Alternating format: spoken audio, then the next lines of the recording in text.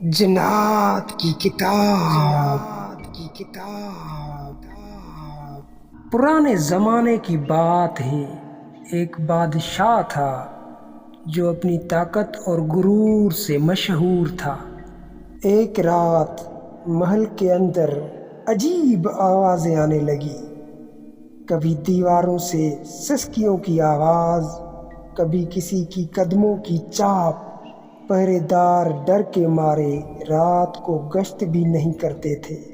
ایک رات بادشاہ کو خود آواز سنائی دی، کسی نے اس کے کان میں سرگوشی کی۔ وہ سرگوشی کچھ یوں تھی: تم نے میرا حق چھینا تھا، اب تمہیں سکون نہیں ملے گا۔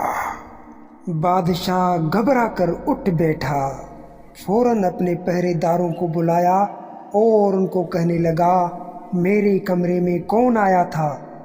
لیکن پہرے داروں نے کچھ نہیں دیکھا تھا۔ اگلی صبح محل کی دیوار پر خون سے لکھا تھا، ظلم کبھی خالی نہیں جاتا۔ بادشاہ کے ہوش اڑ گئے۔ اس نے حکم دیا کہ محل کے ہر کونے کی تلاشی لی جائے۔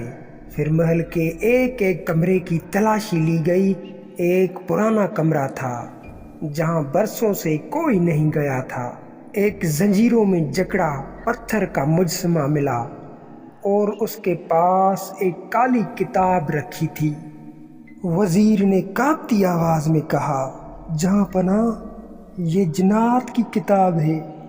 کہا جاتا ہے جس بادشاہ نے ظلم کیا اس کا انصاف یہ کتاب خود لکھتی ہے۔